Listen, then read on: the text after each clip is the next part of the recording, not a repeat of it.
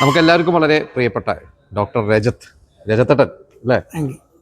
കുറച്ച് പുതിയ വിശേഷങ്ങളൊക്കെ ആയിട്ട് വന്നിരിക്കുകയാണ്. എന്താണ് പുതിയ വിശേഷങ്ങൾ? നല്ല അടിപൊളിയായിട്ടുള്ളൂ അല്ലേ? Thank you. പുതിയ വിശേഷം നമ്മുടെ ഡോക്ടർ ബെന്നറ്റ് എന്ന psychological criminal thriller film release ചെയ്യുകയാണ്. സൈക്കോളജി ഒക്കെ അറിയുന്ന ഒരാളാണ്. കുറേശ്ശെ പഠിച്ചു വെച്ചു. ജീവിതമല്ലേ, ജീവിതത്തിൻ്റെ ഓട്ടത്തിൻ്റെ ഇടയിൽ പഠിക്കാൻ പറ്റുന്നതൊക്കെ കുറേ പഠിച്ചു വെച്ചു. അപ്പോൾ ആ സൈക്കോളജി പഠിച്ചത് ഇതിന് കുറച്ച് ഗുണമായി. ഇത് നല്ലൊരു പവർ പാക്ക് ആയിട്ടുള്ള ഫിലിമാണ്. കോട്ടയം നസീർ അങ്ങനെ കുറേ. കഥാപാത്രം എന്താണ് ഇതിനകത്ത്? കഥാപാത്രം എന്ന് പറയുന്നത് നായകൻ്റെ ഫാമിലിയുടെ അഡ്വക്കേറ്റ് ആയിട്ടാണ്. കോർട്ട് സീനാണ്. തകർപ്പൻ, ദൈവാനുഗ്രഹിച്ച് പെർഫോമൻസ് ചെയ്യാൻ കഴിഞ്ഞു എന്ന് ഡയറക്ടറും തിരക്കഥാർത്ഥമൊക്കെ അപ്രീഷിയേറ്റ് ചെയ്തു. ഞാൻ എൻ്റെ ജാതകത്തിൽ തന്നെ, ഞാൻ ചിലപ്പോൾ ചിലർ വിശ്വസിക്കുന്നില്ല, ഞാൻ അത് വിശ്വസിക്കുന്നു. ജാതകത്തിൽ എഴുതിയിട്ടുണ്ട് ഞാൻ ന്യായാധിപനാവുമെന്ന്. അപ്പോൾ ഞാൻ പഠിച്ചപ്പോൾ ഡിഗ്രിക്ക് BSc മറൈൻസിൽ BSc കഴിഞ്ഞിറങ്ങിയപ്പോൾ തന്നെ ഗവൺമെൻറ് ലോ കോളേജിൽ എനിക്ക് മെറിറ്റിൽ 16ാമതായിട്ട് LLBക്ക് കിട്ടിയതാണ്. പക്ഷേ എൻ്റെ അമ്മ ഈ കറുത്ത കോട്ടിടുന്നത് ഇഷ്ടമല്ലാത്തതുകൊണ്ട് അമ്മ ഒറ്റക്കട്ടയ്ക്ക് പോണ്ടെന്ന് പറഞ്ഞ് എന്നോട് നഷ്ടപ്പെട്ടു. പക്ഷേ ഞാൻ നീതിബോധം കുറച്ച് കൂടുതലാണ്. അതുകൊണ്ട് തന്നെ ഞാൻ LLB പഠിച്ചിരുന്നെങ്കിലും LLM എടുത്ത് ഞാൻ ജുഡീഷ്യറി എഴുതി ജഡ്ജി ആവാനേ നോക്കത്തുള്ളൂ. കാരണം എനിക്ക് ജഡ്ജി ആവുക എന്ന് പറയുന്നത് ഭയങ്കര ഇമ്പോർട്ടൻ്റ് ആണ്. ഒരുപക്ഷെ അത് അങ്ങനെ നടക്കാത്തതുകൊണ്ടാവാം ഞാനിപ്പോൾ ബൈബിളും ഖുറാനും ഗീതയൊക്കെ പഠിച്ചിട്ട് നീതിബോധത്തോടെ തന്നെ അറിയാമായിരിക്കുമല്ലോ. ഞാൻ ആരെയും പീഡിപ്പിക്കാറില്ല, അനാവശ്യം പറയാറില്ല, ഇൻസൾട്ട് ചെയ്യാറില്ല, ചതിക്കാറില്ല, വഞ്ചിക്കാറില്ല, വാക്ക് കൊടുത്ത് പറ്റിക്കാറില്ല, പണം വാങ്ങിച്ചിട്ട് തിരിച്ചു കൊടുക്കാതെ പറ്റിക്കാറില്ല. പക്ഷേ ഈ പറഞ്ഞതെല്ലാം എനിക്ക് കിട്ടുന്നുണ്ട്. ടേപ്പ് കിട്ടുന്നുണ്ട്, പറ്റിപ്പ് കിട്ടുന്നുണ്ട്, ചതി കിട്ടുന്നുണ്ട്, വാങ്ങിച്ചിട്ട് തരാതെ എന്നെ പറ്റിച്ച് കിടക്കുന്നവരുണ്ട്. എനിക്ക് തിരിച്ചു കിട്ടാൻ തന്നെ 5 ലക്ഷത്തിലധികം രൂപ എനിക്ക് തിരിച്ചു കിട്ടാനുണ്ട് കുറഞ്ഞത്. അത് കൊടുത്തത് അതോ വാങ്ങിച്ചത്? സിനിമയിൽ അഭിനയിച്ചത് എനിക്ക് ചെറുതായിട്ട് കിട്ടുന്നു. അതിലൊരു നല്ല വിധം ഞാൻ ചാരിറ്റി ആയിട്ട് പോകുന്നുണ്ട്. പക്ഷെ എൻ്റെ കയ്യിൽ നിന്ന് ഓരോന്നും പറഞ്ഞ് കരഞ്ഞും പറഞ്ഞും വിഷമം കാണിച്ചും ഒക്കെ പല രീതിയിൽ എന്നെ തേപ്പ് തേച്ച് ഏകദേശം 5 മുതൽ 10 ലക്ഷത്തിനകത്ത് എൻ്റെ കയ്യിൽ നിന്ന് പൈസ വാങ്ങിച്ചവർ തരാതുണ്ട്. തെളിവ് മൊബൈൽ ഫോണിനകത്ത് GPay ആണ്. അതുകൊണ്ട് ഞാൻ ഇപ്പോൾ GPay ഇനാക്റ്റീവ് ചെയ്തു. കാരണം എൻ്റെ പൈസ വരണില്ല, കൊടുക്കണ്ട എന്നുള്ള രീതിയിൽ. കാരണം കണ്ണുനീരും വിഷമവും കാണുമ്പോൾ ഉണ്ടല്ലോ, നമ്മൾ മാക്സിമം അത് ചെയ്യും. പക്ഷെ നമുക്ക് തിരിച്ച് ചോദിക്കുമ്പം നമ്മൾ വെറുതെ ശത്രുത ഉണ്ടാകുന്ന ഒരവസ്ഥയായി മാറി. സിനിമയിൽ ശത്രുക്കളുണ്ടോ? സിനിമയിൽ എനിക്ക് ശത്രുക്കളില്ല. പിന്നെ സിനിമയിൽ മാത്രമല്ല, ഇപ്പോൾ ബിഗ് ബോസ് ആണെങ്കിലും ഞാൻ പഠിച്ചിരുന്ന കോളേജുകളിലാണെങ്കിലും സമൂഹത്തിലാണെങ്കിലും നമ്മൾ ഒന്നും നോക്കാതെ കുറച്ച് പേർക്ക് നമ്മളെ ഇഷ്ടപ്പെടില്ല എന്ന് പറയുന്നൊരു സാധനമല്ലേ. എന്തോ അവൾ ശരിയില്ല, അവൻ ശരിയല്ല. ഇപ്പോഴും ഫേസ്ബുക്കിൽ ഞാൻ ഏതെങ്കിലും വീഡിയോ ഇട്ടാൽ ഒരു 50 അല്ലെങ്കിൽ 100 തംസപ്പ് 100 പേര് സപ്പോർട്ട് ചെയ്താൽ 2 പേര് അതിനകത്ത് പറഞ്ഞ് നിങ്ങൾ എന്തിനാ ഇവനെ സപ്പോർട്ട് ചെയ്യണം, ഇവൻ ശരിയല്ല. എന്താ ഈ ശരിയല്ല? ഞാൻ പല പ്രാവശ്യം എഴുതി ചോദിച്ചു, പിന്നെ നിർത്തി. എന്താ ശരിയല്ലാത്തത്? ഞാൻ നിൻ്റെ സഹോദരിയെ പറ്റിച്ചോ, പീഡിപ്പിച്ചോ, നിൻ്റെ പണം വാങ്ങിച്ചിട്ട് ഞാൻ തരാതിരുന്നോ, നിങ്ങളെ ആരെങ്കിലും ദ്രോഹിച്ചോ, ഞാൻ നെഗറ്റീവ് എല്ലാം പറഞ്ഞോ, കഴിഞ്ഞ 10, 18, 20 വർഷം കൊണ്ട് ഞാൻ എന്തെങ്കിലും കള്ളത്തരങ്ങൾ പ്രവർത്തിച്ചോ, ഞാൻ ആർക്കെങ്കിലും ഹാംഫുള്ളായിട്ട് ചെയ്തോ? ഇല്ല. എൻ്റേതായ അറിവിൻ്റെ അടിസ്ഥാനത്തിൽ ഞാൻ പാർട്ടിയേക്കാൾ ഉപരി വ്യക്തികളെ ഇഷ്ടപ്പെടുന്നതുകൊണ്ട് വ്യക്തികളെ സപ്പോർട്ട് ചെയ്ത് പറയും. അത് ഏത് പാർട്ടി എന്നുള്ളതല്ല. അപ്പോൾ ഉടനെ അവർക്ക് ഇഷ്ടപ്പെടാത്ത പാർട്ടി വന്നാൽ ഉടനെ പറയും ഞാൻ ആ പാർട്ടിക്കാരനാന്ന് പറയും. ഞാൻ അങ്ങനെയല്ല. ജാതി മതം പറഞ്ഞു കഴിഞ്ഞാൽ, ഞാനിപ്പോൾ ഖുർആൻ ഏതെങ്കിലും 2 വാക്ക് കൂടുതൽ പറയുകയാണെങ്കിൽ ഉടനെ കുറേ പേര് പറയും ഞാൻ മുസ്ലിമാണ്, അല്ലെങ്കിൽ ഞാൻ മുസ്ലിങ്ങളെ സപ്പോർട്ട് ചെയ്ത് നടക്കുന്നു. ബൈബിൾ പറഞ്ഞ ഉടനെ ക്രിസ്ത്യാനികളെ സപ്പോർട്ട് ചെയ്ത് നടക്കുന്നു. ഇപ്പോൾ സിന്ദൂരെ കുറിയിട്ടാൽ കുറേ പേര് പറയും ഞാൻ RSSകാരനാണ്. അങ്ങനെ എന്താ പറയുക, ഒന്നും ചെയ്യാൻ പറ്റാത്ത രീതിയിൽ നമ്മളെ ഈ സമൂഹത്തിലെ ഒരു പിടിപ്പേര് ടോർച്ചർ ചെയ്യുമ്പം ഒരു 80-90% പേർക്കും അറിയാം ഞാൻ ഇലക്ഷൻ വോട്ടൊക്കെ ചെയ്തിരുന്നു. ഇലക്ഷൻ വോട്ട് ചെയ്തിരുന്നു. എവിടെയായിരുന്നു? ഏതാണ്? ഞാൻ Trivandrum ആറ്റിങ്ങിലാണ്. OS Ambika LDF LDFിൽ OS അംബികയാണ് വിജയിച്ചത്. എങ്ങനെയാണ് മൊത്തത്തിൽ ഇപ്പോൾ എല്ലാം കാണുന്നത് ഈ ഒരു ഇലക്ഷൻ? എങ്ങനെ ഈ ഒരു ഇലക്ഷൻ എന്ന് പറയുന്നത് പാർട്ടിക്കല്ല കൂടുതൽ ഇമ്പോർട്ടൻസ് വന്നെന്ന് എനിക്ക് തോന്നുന്നു, വ്യക്തികൾക്ക് കൂടുതൽ പ്രാധാന്യം വന്നിട്ടുണ്ട്. അല്ല, പക്ഷേ ഈ പറഞ്ഞ പോലെ തന്നെ ഈ ഭരണവിരുദ്ധ വികാരം നിൽക്കുന്നതുകൊണ്ട് ഭരണവിരുദ്ധ വികാരം എന്നൊക്കെ നമ്മൾ പറയുമ്പോഴും നമ്മൾ ഒന്ന് രണ്ട് മൂന്ന് കാര്യങ്ങൾ നമ്മൾ ശ്രദ്ധിച്ചാലേ, ഈ അഹങ്കാരവും അധർമ്മവും കൂടിക്കഴിഞ്ഞാലുണ്ടല്ലോ അവർക്കൊരിക്കലും തുടർന്ന് വാഴാൻ പറ്റത്തില്ല. അതിപ്പോൾ ഭാഗവതം എടുത്തോ, ഹിരണ്യാക്ഷനും ഹിരണ്യകശിപുവിന്റെ ഈ പറഞ്ഞ പോലെ ഭരണത്തിലിരിക്കുന്ന ഇവിടെ പിണറായി മാത്രമല്ല, അവിടെ സ്റ്റാലിൻ തോറ്റു, അത് സ്റ്റാലിൻ അതാണ് തോറ്റു എന്നുള്ളതാണ്. മമത തോറ്റു. ബംഗാളെടുക്ക് അവിടെ കാളി പൂജ എന്ന് പറഞ്ഞ അമ്പലത്തിൽ ആഘോഷം നടത്താൻ അവർ സമ്മതിക്കാതെ അതിനെ തകർക്കാൻ നോക്കി. ദെൻ ഇവിടെ തമിഴ്നാട്ടിലാണെങ്കിൽ ആ വിജയ് ഏതൊക്കെ രീതിയിൽ എനിക്ക് വിജയ് ഭയങ്കര, കാരണം 2 വർഷം കൊണ്ട് തുടങ്ങി സത്യസന്ധതയിൽ അദ്ദേഹം, ഞാൻ പലപ്പോഴും പറഞ്ഞിട്ടുള്ള പോലെ തന്നെ അദ്ദേഹം പറഞ്ഞ വാക്കിതാണ്, ജനങ്ങളുടെ പണം ഞാൻ കൈകൊണ്ട് തൊടില്ല. അപ്പോൾ അദ്ദേഹം ഇമ്മച്ചുറാണ്, പയ്യനാണ്, ചെറുപ്പമാണ്, രാഷ്ട്രീയത്തിൽ അറിവില്ല. എല്ലാവരും ഗർഭപാത്രത്തിൽ നിന്ന് രാഷ്ട്രീയം പഠിച്ചിട്ടാണോ വരുന്നത്? ഒന്നുമല്ല. ഞാൻ പാർട്ടിയിൽ വിശ്വസിക്കുന്നില്ല. ഞാൻ വിശ്വസിക്കുന്നത് വ്യക്തികളിലാണ്. പാർട്ടിക്ക് ജീവനുണ്ടോ? പാർട്ടി എന്ന് പറഞ്ഞ ടൈറ്റിലിന് ജീവനുണ്ടോ? ഇപ്പം നമ്മളെല്ലാം കൂടെ ചേർന്നിട്ട് ഒരു പുതിയ പാർട്ടി രൂപീകരിക്കുകയാണെങ്കിൽ ആ പാർട്ടിക്ക് നമ്മൾ കൊടുക്കുന്ന നിർദ്ദേശിക്കുന്ന സജഷൻസ് അല്ലേ അതിൻ്റെ ലോയും ബൈലോയൊക്കെ നമ്മൾ ചേർക്കുന്നത്. അത് നമ്മളെ അടിസ്ഥാനപ്പെടുത്തിയായിരിക്കില്ലേ ഇരിക്കുക, അല്ലേ? സോ വ്യക്തികളെ അടിസ്ഥാനപ്പെടുത്തിയല്ലേ പാർട്ടിയുടെ ഗുണനിലവാരം കൂടുന്നതും ഗുണനിലവാരം കുറയുന്നതും, അല്ലേ? ഞാൻ വളരെ ഇഷ്ടപ്പെടുന്ന ഒരു കമ്മ്യൂണിസ്റ്റ് നേതാവാണ് സഖാവ് ഇ.കെ. നായനാർ. ജനകീയനാണ്. ഞാൻ ഇഷ്ടപ്പെടുന്നൊരു കോൺഗ്രസ് നേതാവാണ് ഉമ്മൻചാണ്ടി സാറ്. ജനകീയനാണ്, അല്ലേ? അപ്പം നമ്മൾ CM മാത്രമല്ല, മൊത്തം താഴത്തെ തട്ട് വരെ നമ്മൾ നോക്കിയാലും, എവിടെ നോക്കിയാലും, ഇപ്പോൾ BJPയിലാണെങ്കിലും LDFിലാണെങ്കിലും UDFിലാണെങ്കിലും എവിടെയായാലും അഹങ്കാരം കാണിക്കുകയും അധർമ്മം പ്രവർത്തിക്കുകയും ചെയ്തവരെ ജനം പുറത്താക്കി എന്നുള്ളതാണ് ഞാൻ വിശ്വസിക്കുന്നത്. പാർട്ടി രണ്ടാമതേ വരുന്നുള്ളൂ. അല്ലാതെ ഒരു പാർട്ടി എടുത്തിട്ട്, ഇപ്പോൾ LDF കമ്മ്യൂണിസ്റ്റ് പാർട്ടി എടുത്തിട്ട് കമ്മ്യൂണിസ്റ്റ് പാർട്ടിയിലെ മുഴുവൻ പേര് മോശമാണ്, ഒരിക്കലും അങ്ങനെ പറയാൻ പറ്റില്ല. കമ്മ്യൂണിസ്റ്റ് പാർട്ടിയിൽ നല്ല മനുഷ്യർ ഒരുപാട് പേരുണ്ട്. ഞാൻ SFIയുടെ ചെയർമാനായിരുന്ന ഒരു വ്യക്തിയാണ്. പക്ഷെ ഞാൻ ദൈവവിശ്വാസിയാണ്. ഒരു വിശ്വാസിയായ കമ്മ്യൂണിസ്റ്റുകാരൻ, ഒരു മെച്ചപ്പെട്ട കമ്മ്യൂണിസ്റ്റുകാരൻ വിശ്വസിക്കുന്നില്ല. അവൻ ദൈവത്തിൻ്റെ മുതലോ അന്യരുടെ മുതലോ കക്കൂല, അധർമ്മമായിട്ടൊന്നും കൊടുക്കില്ല. പാലളി മുഹമ്മദ് കുട്ടി എന്ന് പറയുന്ന സഖാവ് ഉണ്ടായിരുന്നു. സ്വന്തമായി വീട് പോലും ഇല്ലാതെ പോയതാണ്, അല്ലേ? ഞാൻ ഈ അടുത്തിടയ്ക്ക് വായിച്ചു, ഈ സഖാവ് EMS ഒരു തുണി വാങ്ങിക്കാനായിട്ട് എന്തോ മകൾക്ക് വേണ്ടി ഒരിടത്ത് ഒരു കടയിലേക്ക് എഴുതി കൊടുത്തപ്പോൾ പോലും ലെറ്റർ എഴുതി കൊടുത്തു വിട്ടത്, എനിക്ക് അടുത്ത പൈസ കിട്ടുമ്പോൾ ഞാൻ കൊടുത്തോളാം, തൽക്കാലം കടമായിട്ട് കൊടുക്കും, ഞാൻ പേ ചെയ്തോളാം. അതാണോ ഇപ്പം നടക്കുന്നത് നമ്മുടെ? ഈ കോൺഗ്രസ് നല്ല കാര്യം, പക്ഷേ അതിലെയും നമ്മൾ നോക്കിക്കഴിഞ്ഞാൽ അടിയും ഉടായ്പും സൂത്രവും ഒക്കെ വന്നു കഴിഞ്ഞാൽ അവരും തകരും. ഞാനൊരു വീഡിയോ ഇട്ടിട്ടുണ്ട്. ഇപ്പം വിജയിച്ചവർ അധികം അഹങ്കരിക്കണ്ട. അവർ അഹങ്കരിക്കുകയും അധർമ്മം പ്രവർത്തിക്കുകയും ജനങ്ങളെ മനസ്സിലാക്കാതെ പ്രവർത്തിക്കുകയും ചെയ്താൽ അടുത്ത 5 വർഷം കഴിയുമ്പോൾ അവർ തകരും. ഈ ബിഗ് ബോസിൽ കുറെ വന്നിട്ട് എവിടെയും എത്താതെ പോയി.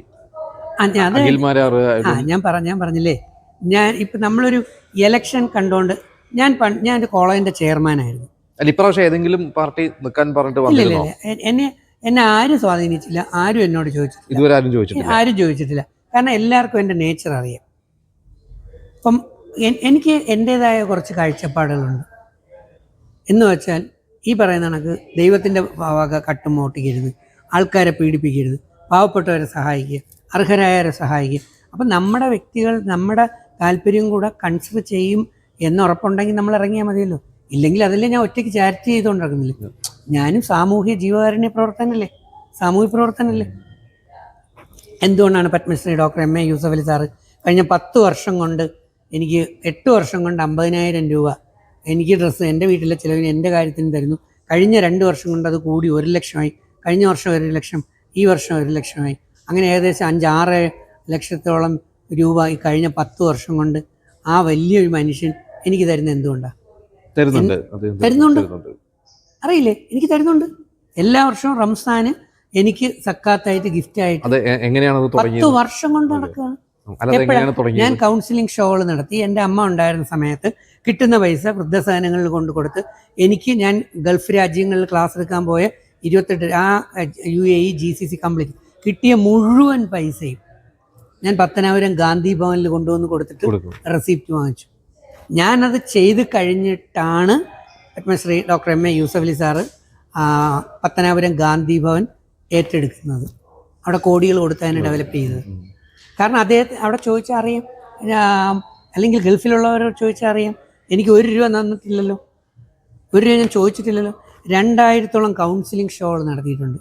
ഇന്ന് വരെയെങ്കിലും ഏതെങ്കിലും ഒരു ഏജൻസിക്ക് ഡോക്ടർ രജിത് കുമാർ അല്ലെങ്കിൽ രജിത്തേട്ടൻ ഇത്രത്തോളം 25,000 ചോദിച്ചു, 50,000 ചോദിച്ചു, 1,00,000 ചോദിച്ചു, 1 രൂപ ചോദിച്ചു എന്ന് പറഞ്ഞ് നിങ്ങൾക്ക് എവിടെയെങ്കിലും തെളിയിച്ച് തരാമെങ്കിൽ ഞാൻ ഈ മീശ എടുത്ത് നിങ്ങളുടെ മുമ്പ് വരാം. വേണ്ട, ഇപ്പം ഞാൻ സിനിമ ചെയ്യുന്നുണ്ടല്ലോ, സീരിയൽ ചെയ്യുന്നുണ്ടല്ലോ, ആൽബം ചെയ്യുന്നുണ്ടല്ലോ, പല വർക്കുകൾക്കും എന്നെ വിളിക്കുന്നുണ്ടല്ലോ. ഇപ്പോഴും ഏതെങ്കിലും ഒരു സ്ഥാനത്തേക്ക് ഞാൻ 50,000 വേണം, 25,000 വേണം, അല്ലെങ്കിൽ ഡെയിലി ഇത്ര 1000 രൂപ വേണം എന്ന് ഞാൻ ഇതുവരെക്കെങ്കിലും ചോദിച്ചിട്ടുണ്ടോ എന്ന് ചോദിച്ചാൽ നാളത്തെ കാര്യം എനിക്ക് അറിഞ്ഞുകൂടാ. കാരണം എന്നെയും അതുകൊണ്ട് പലരും എന്നെ മിസ്യൂസ് ചെയ്യുന്നുണ്ട്. എനിക്ക് ഭഗവത്ഗീത അറിയാം, കർമ്മയോഗ സിദ്ധാന്തം. എന്താണ് ഈ കർമ്മയോഗ സിദ്ധാന്തം പറയുന്നത്? നമ്മൾ പ്രതിഫലം പ്രതീക്ഷിക്കാതെ കർമ്മം ചെയ്യുക. വേണ്ട, നിങ്ങൾക്കറിയാമല്ലോ, നിങ്ങളുടെ യൂട്യൂബർമാർക്കും സോഷ്യൽ മീഡിയയ്ക്ക് 1000-ലധികം ഇൻ്റർവ്യൂകൾ ഞാൻ തന്നിട്ടുണ്ടല്ലോ. 1000 രൂപ വെച്ചാണെങ്കിൽ പോലും അത് 10,000 രൂപയിൽ 1000 രൂപ വെച്ചാണെങ്കിലും 1000 രൂപ വെച്ചാണെങ്കിലും 1000 ആയപ്പോൾ എത്രയായി? 1000, 10,000, 1,00,000, 10,00,000 ആയില്ലേ? 10 ലക്ഷം രൂപ കഴിഞ്ഞ 5 വർഷം കൊണ്ട് കൊച്ചിയിലെ സോഷ്യൽ മീഡിയയിൽ നിന്നും എനിക്ക് ഉണ്ടാക്കാമായിരുന്നു. എന്നാൽ നേരത്തെ പറഞ്ഞ ബിഗ് ബോസ് താരങ്ങൾ ഒരു ഇൻ്റർവ്യൂകൾക്ക് അല്ലെങ്കിൽ ഒരു പരിപാടിക്ക് വാങ്ങിച്ച ഉദ്ഘാടനത്തിന് വാങ്ങിച്ച പണങ്ങളും ലക്ഷങ്ങളൊക്കെ പലരും പറഞ്ഞ് ഞാൻ കേട്ടിട്ടുണ്ട്. ശരിയല്ലേ? അതെ. ഞാൻ നിങ്ങളുടെ നിന്ന് എത്ര രൂപ വാങ്ങിച്ചിട്ടുണ്ട് ആലോചിച്ചോ? 1000 കൊടുത്തിട്ടുണ്ടെങ്കിൽ 1000 രൂപ വെച്ച് തന്നെ നമ്മൾ കണക്കൂട്ടിയാൽ മാത്രം മതി. അപ്പം എനിക്കത് ചെയ്യാൻ പറ്റുന്നത് ബൈബിളും ഖുർആനും ഗീതയും വേദവും എനിക്കറിയാമെന്നുള്ളതുകൊണ്ട് കിട്ടുന്നത് കൊണ്ട് ശ്രീബുദ്ധൻ തൻ്റെ ശിഷ്യന്മാരോട് പറഞ്ഞു കൊടുക്കുക, നിങ്ങളുടെ പാത്രത്തിൽ എന്ത് വീഴുന്നോ അത് കഴിക്കുക. നോൺ വെജ് വീണോ നോൺ കഴിക്കുക, വെജ് വീണോ കഴിക്കുക, ഒന്നും വീണില്ലോ ഒന്നും കഴിക്കണ്ട. അപ്പം ഞാൻ ഇത് പറയുമ്പം കുറച്ചെണ്ണം താഴെ വന്ന് പറയും അഭിനയമാണ്, കള്ളമാണ്, ഉടായ്പാണ്, സൂത്രമാണ് എന്ന് പറഞ്ഞുകൊണ്ട് പറയും. എന്തു പറയാൻ? ദൈവത്തിനറിയാം, നല്ല മനസ്സുള്ള ഒരു കാര്യം ഉറപ്പാണ്, 80% വരുന്ന മലയാളി ബോധവും വിവരവും ചിന്താശേഷിയുള്ളവരാണ്. അവരെ പറ്റിക്കാൻ പറ്റില്ല. അല്ല, നിങ്ങളെ പറ്റിക്കാൻ പറ്റുമോ? നിങ്ങളുടെ മുമ്പിലല്ലേ ഞാനിത് അത്രയും പറയുന്നത്, നിങ്ങളുടെ മുമ്പിലല്ലേ ഞാനീ സഞ്ചരിക്കുന്നത്. ചിലപ്പോൾ നാളെ സിനിമയിൽ ഞാൻ വളരുകയാണെങ്കിൽ ഞാൻ ചിലപ്പം എനിക്ക് റേറ്റിംഗ് എന്ന് പറയുന്ന രീതിയിൽ ഇത്രയും രൂപ വേണം എന്ന് ഞാൻ പറയും. അതെനിക്ക് വേണ്ടിയല്ല, എന്നെയും കാത്തിരിക്കുന്ന വൃദ്ധസദനങ്ങൾ, ക്യാൻസർ ആൻഡ് ഡയാലിസിസ് നടത്തുന്ന സ്കൂളിൽ പഠിക്കുന്ന കുട്ടികൾ, പഠിക്കാൻ മിടുക്കരായ പാവപ്പെട്ട കുട്ടികൾക്കുള്ള പഠനോപകരണങ്ങൾ. എനിക്ക് പൈസ കിട്ടിയില്ലെങ്കിൽ അവർക്ക് ആര് കൊടുക്കും? അപ്പം ഞാൻ വേഷം കെട്ടുന്നത് പാവപ്പെട്ടവർക്ക് വേണ്ടിയാണ്, അല്ല എൻ്റെ ഭാര്യയ്ക്കും എൻ്റെ മക്കൾക്കും എൻ്റെ കുടുംബത്തിനും വേണ്ടിയല്ല. മനസ്സിലായി? സിനിമകൾ സിനിമകൾ 20-22 സിനിമ റിലീസാവാനുണ്ട്.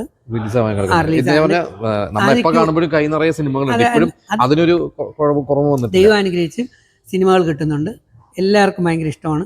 ഒരു സിനിമ തന്ന ആൾ അദ്ദേഹത്തിൻ്റെ അടുത്ത സിനിമയിൽ എനിക്ക് വീണ്ടും തരുന്നു എന്നുള്ളതിന് 2 എക്സാമ്പിളുണ്ട്. നിതീഷ് കെ നായരുടെ 3ാമത്തെ പടത്തിൽ ഞാൻ ചെയ്യാൻ പോകുന്നുണ്ട്. അടുത്ത ദിവസങ്ങളിൽ എൻ്റെ ഡേറ്റ് വരും. അദ്ദേഹത്തിൻ്റെ ചേഞ്ച് എന്ന് പറയുന്ന സിനിമയിൽ ചെയ്തു. അത് കഴിഞ്ഞ് ഫാമിലി സർക്കസ് എന്ന് പറഞ്ഞൊരെണ്ണം ചെയ്തു. ഇപ്പോൾ അമാനുഷികം എന്ന് പറയുന്ന സിനിമയിൽ നല്ലൊരു ക്യാരക്ടർ ചെയ്യാൻ പോകുന്നുണ്ട്. അപ്പം എൻ്റെ കൂടെ അടുത്ത് പെരുമാറുന്നവർക്ക്, എന്നെ അടുത്തറിയാവുന്നവർക്ക് അറിയാം, രജിത്ത് എന്ന് പറയുന്ന ആൾ ശുദ്ധനും പാവവുമാണ്, ഒരു ചതിയില്ല. അല്ല, ഞാൻ ചോദിക്കട്ടെ, ഞാൻ ഏതെങ്കിലും പെണ്ണിനെ പീഡിപ്പിച്ചിട്ടുണ്ടോ? ഏതെങ്കിലും പെണ്ണിന് പ്രലോഭനങ്ങൾ കൊടുത്ത് ചതിച്ച് വഞ്ചിച്ചിട്ടുണ്ടോ? ഇപ്പോൾ കൊടുക്കാമെന്ന് പറഞ്ഞ് പണം തട്ടി വാങ്ങിച്ചിട്ടുണ്ടോ? ഒന്നും ഞാൻ ചെയ്തിട്ടില്ല. പക്ഷെ പലരും എന്നെ തേച്ചു എന്നുള്ളതേ ഉള്ളൂ. എനിക്കതിൽ വിഷമമില്ല. ഞാൻ ചിലത് ഞാൻ അറിഞ്ഞ് തന്നെ കൊടുക്കുന്നത്. അതുകൊണ്ട് പക്ഷേ എൻ്റെ വിഷമം എന്താ അറിയാം, നല്ല മനസ്സുള്ള മനുഷ്യർക്കും കയറി വരാൻ പറ്റുന്നില്ല എന്നുള്ളതാണ്. നമ്മളെ മാനസികമായിട്ട് തകർത്ത് കളയും. പിന്നെ ഞാൻ ഒരുപാട് നെഗറ്റീവുകളും പീഡനങ്ങളും അനുഭവിച്ച് കയറി വന്നതുകൊണ്ട് എനിക്ക് ധൈര്യമായിട്ട് നിങ്ങളുടെ മുമ്പ് ഞെളിഞ്ഞ് നിൽക്കാം. ഞാൻ നിങ്ങളേന്ന് ഒന്ന് പറ്റിക്കുകയോ കള്ളം പറയുകയോ നിങ്ങളുടെ ഏതെങ്കിലും പണം സൂത്രത്തരത്തിൽ അടിച്ചു മാറ്റുകയോ ചതിക്കുകയോ ഒക്കെ ചെയ്തിട്ടുണ്ടെങ്കിലല്ലേ ഞാൻ തലയിൽ തുണിയിട്ട് കിടക്കേണ്ട ആവശ്യമുള്ളൂ. എനിക്ക് നാണിക്കാൻ പാടില്ല. എന്നെ പീഡിപ്പിച്ചിട്ടുള്ളൂ. ഇപ്പം തന്നെ ബിഗ് ബോസ് കഴിഞ്ഞ് അന്ന് വന്നപ്പം എനിക്കെതിരെ 2 കേസെടുത്ത് ആൾ കൂട്ടിയെന്ന് പറഞ്ഞാൽ അറിയാമല്ലോ. 67,000 രൂപയാണ് ഹൈക്കോടതിയിൽ വക്കീലുമാർക്കായിട്ട് പല കോടതികളിൽ, താഴത്തെ കോടതിയിൽ മോളക്കോട് പൈസ പോയി. അവസാനം ഹൈക്കോടതി തള്ളി. പക്ഷെ എൻ്റെ 67,000 രൂപ പോയില്ലേ. അതുണ്ടെങ്കിൽ പാവപ്പെട്ട ഏതെങ്കിലും രോഗികൾക്ക് എനിക്ക് കുറേയെങ്കിലും ചിലവാക്കാൻ പറ്റില്ല. അപ്പോൾ അങ്ങനെ കുറച്ച് അസഹിഷ്ണുക്കൾ ഒരു പിടിയുള്ളവരുണ്ട്. ഇപ്പം നാളെ സംബന്ധിച്ച് ഞാൻ ചിലപ്പോൾ രാഷ്ട്രീയത്തിൽ വന്നു എന്ന് പറയാം. ഇപ്പം നേരത്തെ പറഞ്ഞ കണക്ക് തന്നെ ചിലപ്പോൾ രാഷ്ട്രീയ പ്രവർത്തനത്തിൽ വന്നു എന്ന് വരാം, ചിലപ്പോൾ സെലക്ഷൻ വന്നു എന്ന് വരാം. പക്ഷെ അപ്പോഴും ഞാൻ അവരോട് എൻ്റേതായിട്ടുള്ള കാര്യം കൃത്യമായിട്ട് പറയും. ഞാൻ ഒരു പാർട്ടിക്ക് വേണ്ടി മരിക്കാൻ, അന്ധമായ തീവ്രവാദിയായ ഒരു പാർട്ടി പ്രവർത്തകനാകാൻ എനിക്ക് താല്പര്യമില്ല. ജനങ്ങളെ സേവിക്കുക, ജനങ്ങളുടെ നന്മയ്ക്ക് വേണ്ടി പ്രവർത്തിക്കുക. നമുക്ക് കിട്ടുന്ന സമ്പത്ത് പോലും ഞാൻ തന്നെ പറഞ്ഞിട്ടുണ്ട്, ഞാൻ MLA ആവുകയാണെങ്കിൽ MP ആവുകയാണെങ്കിൽ എനിക്ക് കിട്ടുന്ന ശമ്പളം കൂടെ എൻ്റെ അസംബ്ലി അല്ലെ എൻ്റെ നിയോജക മണ്ഡലത്തിലെ അർഹരായ പാവപ്പെട്ടവർക്കും വൃദ്ധസദനങ്ങൾക്കും ഞാൻ സഹായിക്കും. വേറെ ഏതെങ്കിലും വലിയ രീതിയിൽ എമൗണ്ട് വന്ന്, ശമ്പളം ചെറുതായിരിക്കുമല്ലോ, വലിയ രീതിയിൽ വന്നാൽ കേരളം മുഴുവൻ, എൻ്റെ സംസ്ഥാനം മുഴുവൻ ചെയ്യും. അതുകൊണ്ട് എനിക്കിപ്പോൾ വിജയെ തമിഴ് TV-ക്കയിൽ വിജയെ എനിക്ക് ഇഷ്ടപ്പെട്ട കാര്യം എൻ്റെ പോളിസികളിൽ കുറേയാണ് അദ്ദേഹം ഇപ്പോൾ വിളിച്ചു പറഞ്ഞത്. ഞാനിത് കഴിഞ്ഞ് എത്രയോ നാളുകൊണ്ട് കിടക്കണം. അതുകൊണ്ട് എന്നെ മിക്കവാറും ഇപ്പോൾ LDF-ഓ UDF-ഓ ഒന്നും BJP-യോ ഒന്നും എടുക്കാൻ സാധ്യതയില്ല. ചിലപ്പോൾ മുസ്ലിം ലീഗ് ഇതുപോലെ സ്വന്തമായിട്ട് പാർട്ടി തുടങ്ങേണ്ടി വരും. അതെ, അതും ഇവിടെ പേടിയുണ്ടായിരുന്നു. ബിഗ് ബോസ് കഴിഞ്ഞ് ഞാൻ വന്നപ്പോൾ ഈ പറഞ്ഞ രാഷ്ട്രീയ പാർട്ടികൾക്ക് പേടിയുണ്ടായിരുന്നു. DRK എന്ന് പറയുന്ന പുതിയൊരു പാർട്ടി ഒരു പക്ഷേ രൂപീകരിച്ചാലോ, കാരണം മൊത്തം വൈഡായി. അപ്പോൾ സംസ്ഥാന കമ്മിറ്റി, ജില്ലാ കമ്മിറ്റികൾ, അപ്പോൾ ഇവിടെ കുറേ പേർക്ക്, അപ്പോൾ കുറേ പെണ്ണതിൻ്റെ ഇടയിൽ തിരകി കയറി അതിനെ മൊത്തം ഇല്ലാതാക്കി തകർത്ത് തരിപ്പണമാക്കി. വേണമെങ്കിൽ ശ്രമിക്കാം. അല്ല, ഞാൻ ആരും ശ്രമിക്കില്ല. എന്താ കാര്യം എന്നറിയാമോ? എൻ്റെ ലക്ഷ്യം എന്ന് പറയുന്നത്, ഞാൻ നിങ്ങളോട് പറയാം, എൻ്റെ ലക്ഷ്യം ഇതൊന്നുമല്ല. എൻ്റെ ലക്ഷ്യം എൻ്റെ ജീവിത വിജയങ്ങളിലൂടെ, ഞാൻ ചെയ്യുന്ന സാമൂഹ്യ ജീവകാരുണ്യ പ്രവർത്തനങ്ങളിലൂടെ ദൈവമഹത്വം എനിക്ക് ധാരാളം പേരിലേക്ക് എത്തുക. ദെൻ ഇവിടെ നിന്ന് വിട്ടുപോകുമ്പോഴും ഇപ്പോഴും എനിക്ക് വേണ്ടി പ്രാർത്ഥിക്കാൻ ആൾക്കാരുണ്ട് കേട്ടോ. എനിക്ക് പണം തരാൻ ആൾക്കാർ ഇല്ലെങ്കിലും എനിക്ക് വേണ്ടി പ്രാർത്ഥിക്കാൻ കുറച്ച് പേരുണ്ട്. അത് ഖുർആനിലൊരു തത്വമാണ്, നിൻ്റെ ആത്മാവിന് ലഭിക്കുന്ന പ്രാർത്ഥന. എനിക്ക് വേണ്ടി പ്രാർത്ഥിക്കാൻ എന്തിന്? ഞാൻ പേരുവിട്ട്, നമ്മൾ സൂരജ്, ഈവൻ സൂരജിൻ്റെ മനസ്സിൽ പോലും എനിക്ക് വേണ്ടി ഒരു ബ്ലെസ്സിങ് അല്ലെങ്കിൽ ഒരു പ്രാർത്ഥനയുടെ അംശം ഉണ്ടാവില്ലേ? ശരിയല്ലേ? ഒരു നയപൈസ വാങ്ങിച്ചിട്ടില്ലല്ലോ സൂരജിൻ്റെ. ഇതുവരെ സൂരജിന് വേണ്ടി ഞാൻ എത്രയോ വീഡിയോയിൽ ഇട്ട് തന്നു. അയ്യോ പാവൻ രജിത്തേട്ടൻ, ഇത്രയും മതി, ഇതാണ് ബ്ലെസ്സിങ്. അയ്യോ രജിത് കുമാറിന് ചാൻസ് കൊടുക്കണേ, സിനിമ കൊടുക്കണേ, അല്ല കോടികൾ കൊടുക്കണേ എന്ന് പ്രാർത്ഥിക്കണ്ട. അയ്യോ രജിത്തേട്ടൻ നല്ലൊരു മനുഷ്യൻ, രജിത്ത് നല്ല മനുഷ്യൻ, അത്രയും മതി. ഓ രജിത്ത ഉഡായിപ്പ്, കള്ളൻ, സൂത്രക്കാരൻ, പറ്റിപ്പ്, പെണ്ണുപിടിയൻ, പീഡകൻ, ചതിയൻ, വഞ്ചകൻ എന്നാരും പറയില്ല.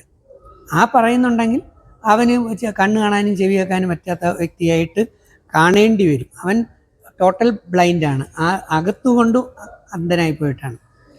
മനസ്സിലായില്ലേ? അല്ലാതെ ബാഹ്യാന്ധതയല്ല, അകവും അവൻ അന്ധത പിടിച്ച വ്യക്തിയാണെന്ന് ഞാൻ പറയത്തുള്ളൂ. വെറുതെ കണ്ണും ചെവിയും കണ്ടിരിക്കും. അതുകൊണ്ട് എൻ്റെ ലക്ഷ്യം എൻ്റെ വിജയങ്ങളിലൂടെ ദൈവം മാത്രം. കാരണം ഞാൻ ഇപ്പോഴും ജീവിച്ചിരിക്കുന്നത് ദൈവകാരുണ്യം കൊണ്ടാണ്. ഞാൻ ജീവിച്ച സാഹചര്യങ്ങളൊക്കെ പറയുന്നത് ഒരിക്കലും അതിജീവിച്ച് കയറി വരാൻ പറ്റുന്നില്ല. എൻ്റെ സ്വന്തം കഥ മാത്രം 10 തിരക്കഥ എഴുതാൻ സിനിമയ്ക്ക്, അതിനുള്ളതുണ്ട്. 10 തിരക്കഥ. ഞാൻ പഠിച്ചപ്പോൾ അനുഭവിച്ച 6-7 കോളേജുകളിൽ പഠിച്ചില്ലേ, ഞാൻ പഠിച്ചപ്പോൾ അനുഭവിച്ച പീഡനങ്ങൾ, എൻ്റെ കുടുംബജീവിതത്തിൽ ഉണ്ടാകിയ പീഡനങ്ങൾ, എൻ്റെ പ്രൊഫഷണൽ ലൈഫിലുണ്ടായ ചതികൾ, വഞ്ചന, ബിഗ് ബോസ് പോലെയുള്ള ഷോകളിലൂടെ വന്നപ്പോൾ ഉള്ള അനുഭവങ്ങൾ, ഇപ്പോഴത്തെ അനുഭവങ്ങളും കാര്യങ്ങളും. അപ്പോൾ അതുകൊണ്ട് തിരക്കഥകൾ ആവശ്യം പോലെ വരും. നമ്മൾ 2 ത്രെഡ് മതിയല്ലോ ഒരു നല്ല റൈറ്ററിനെ ഡെവലപ്പ് ചെയ്തെടുക്കാനായിട്ട്.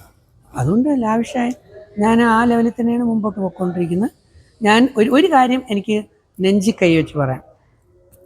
ഞാൻ ബൈബിളും ഖുറാനും ഗീതയും മഹാഭാരതവും രാമായണവും എല്ലാം മനസ്സിലാക്കി പഠിച്ച് ആധ്യാത്മികതയിൽ അധിഷ്ഠിതമായ ഭൗതികതയിൽ തന്നെ പോകുന്ന ദൈവവിശ്വാസിയായ ഒരു നല്ല സാമൂഹ്യ ജീവകാരുണ്യ പ്രവർത്തകനും ജനങ്ങൾക്ക് വേണ്ടി ജീവിച്ച് അവസാന നിമിഷം വരെയും മറ്റുള്ളവരെ സഹായിച്ചുകൊണ്ട് മുന്നോട്ട് പോകണമെന്നുള്ള വ്യക്തിയാണ്.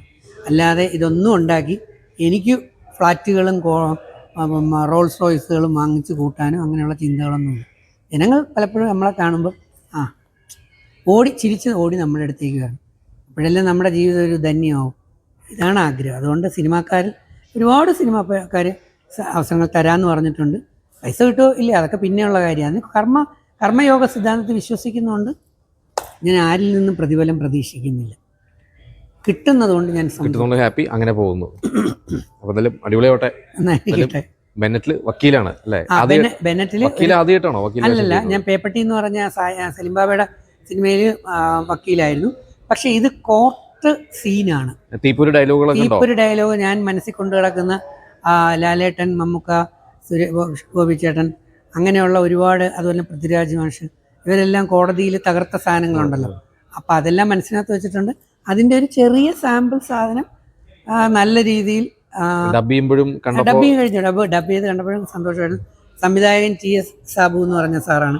അദ്ദേഹം ഭയങ്കര ഹാപ്പിയായിരുന്നു. തിരക്കഥ കലാഭവൻ മധുചേട്ടനാണ്. പുള്ളി ഡബ്ബിങ്ങിന് കൂടെ ഇരുന്നിട്ട് എന്നെ കെട്ടിപ്പിടിച്ചു. സീൻസ് കണ്ടിട്ട് ഒന്നുപോലും കട്ട് ചെയ്യാതെ അതെല്ലാം നന്നായി തന്നെ വന്നിട്ടുണ്ട്. എനിക്ക് ഏറെ പ്രതീക്ഷയുള്ളൊരു സിനിമയാണ്. ഈ സൈക്കോളജിക്കൽ ക്രിമിനൽ. കാരണം കുട്ടികൾ കണ്ടിരിക്കേണ്ട സിനിമയാണ്, പാരൻസ് കണ്ടിരിക്കേണ്ട. കാരണം മനസ്സിനെ എങ്ങനെയാണ് തകർക്കുന്നതെന്നും ആ തകർക്കപ്പെട്ട മനസ്സുകളെ എങ്ങനെയാണ് ഉദ്ധരിച്ചു കൊണ്ടുവരുന്നതെന്നും, നമുക്ക് മനസ്സ് നമ്മുടെ കൈവിട്ട് പോയി കഴിഞ്ഞാണ്ടല്ലോ, ഗീതാ തത്വം പറയുന്നുണ്ട് മനസ്സാണ് ഏറ്റവും പ്രധാനം. ഈ മനസ്സ് ഇതിനെ നിയന്ത്രിക്കാൻ കഴിഞ്ഞില്ലെങ്കിൽ അത് തോണിക്കാരനില്ലാത്തൊരു തോണി പോലെ, അത് തോന്നിയ പോലെ കയറിപ്പോകും. അപ്പോൾ ബുദ്ധിയുടെ അടിമയായി മനസ്സായാൽ നമ്മൾ വിജയിക്കും. പക്ഷെ മനസ്സിൻ്റെ അടിമയായി ബുദ്ധിയായി കഴിഞ്ഞാൽ മനസ്സ് പലയിടത്തും നമ്മളെ കൊണ്ടുപോകും. നമ്മളെ കൊണ്ടുപോകുന്ന സ്ഥലങ്ങൾ എന്ന് പറയുന്നത് എല്ലാം നമുക്ക് പരാജയങ്ങൾ മാത്രമായിരിക്കും. അപ്പോൾ അതുകൊണ്ട് നമുക്ക് മനസ്സിനെ നിയന്ത്രിച്ച് കാര്യങ്ങൾ എങ്ങനെ കൊണ്ടുപോകാം, മനസ്സിനെ ഏതൊക്കെ രീതിയിൽ ട്യൂൺ ചെയ്യാം, അതാണ് ഇതിനകത്ത് വരുന്ന മൈൻഡ് കൺട്രോളിങ്ങും മൈൻഡ് പവറും. ഒരു മൈൻഡിനെ എവോക്ക് ചെയ്യുന്ന പരിപാടികളാണ്. മെൻ്റലിസം അല്ല ആക്ച്വലി ഇതിനകത്ത്, ഒരു മൈൻഡ് കളിയാണ്, മൈൻഡിൻ്റെ ഒരു കളിയാണ്. അപ്പോൾ അങ്ങനെയുള്ളൊരു നല്ല സിനിമയിൽ ഞാനും സൈക്കോതെറാപ്പി പഠിച്ചതുകൊണ്ട് ഈ ഫീൽഡിൽ ഈ സിനിമയിൽ നന്നായി ചെയ്യാൻ കഴിഞ്ഞിട്ടുണ്ട്. ഇത് എനിക്ക് തീർച്ചയായിട്ടും സിനിമാ സംവിധായകർ, സിനിമാ പ്രവർത്തകർ ഇത് കണ്ടു കഴിയുമ്പം അവരെന്നെ കൂടുതൽ ഇഷ്ടപ്പെടുമെന്ന് ഞാൻ വിശ്വസിക്കുന്നു. ഇതിലൂടെ എനിക്ക് വേറെ സിനിമകൾ തരും എന്നൊന്നും ഞാൻ പറയാം, കാരണം പ്രതീക്ഷിക്കുന്നില്ല, ആരിൽ നിന്ന് ഞാൻ ഒന്നും പ്രതീക്ഷിക്കുന്നില്ല. ഈവൻ ദൈവത്തിൽ നിന്ന് മാത്രം എല്ലാം പ്രതീക്ഷിച്ചുകൊണ്ട് മുമ്പോട്ട് പോകുന്നു. പിന്നെ സൂരജിനെ പോലെ നിങ്ങളുടെ ടീമിനെ കാണുമ്പം 2 വാക്ക് എനിക്ക് ഇൻ്റർവ്യൂ തന്നില്ലെങ്കിൽ എനിക്കെന്തോ വിഷമം പോലെയാണ്. കാരണം നിങ്ങളുടെ ഒരു പെരുമാറ്റം അങ്ങനെയാണ്. നല്ല സോഷ്യൽ മീഡിയയിൽ 2 തരം ആൾക്കാരുണ്ടല്ലോ, ടോക്സിക് നെഗറ്റീവ് കള്ളങ്ങൾ പ്രചരിപ്പിക്കുന്നവരുണ്ട്, സോഷ്യൽ മീഡിയയിൽ സത്യസന്ധതയോടെ നന്മയോടെ ഇത് ജനങ്ങളിലേക്ക് എത്തിക്കുന്നവരുണ്ട്. അങ്ങനെ സത്യസന്ധതയും ഇവിടെ ജനങ്ങളിലേക്ക് എത്തിക്കുന്ന നല്ല ചാനലുകളും നല്ല ടീമുമാണ് സൂരജും ടീമും ഒക്കെ ആയിട്ട് ഞാൻ മനസ്സിലാക്കിയിട്ടുണ്ട്. എനിക്ക് അതുകൊണ്ട് നിങ്ങൾക്ക് ഇവിടെ കൂടുന്നതിന് വളരെ സന്തോഷം മാത്രം. അപ്പോൾ നമുക്ക് സിനിമ കണ്ടു കഴിഞ്ഞിട്ട് നമുക്ക് വീണ്ടും കാണാം. സിനിമ കണ്ടിട്ട് വീണ്ടും കാണണം. Thank you. All the best.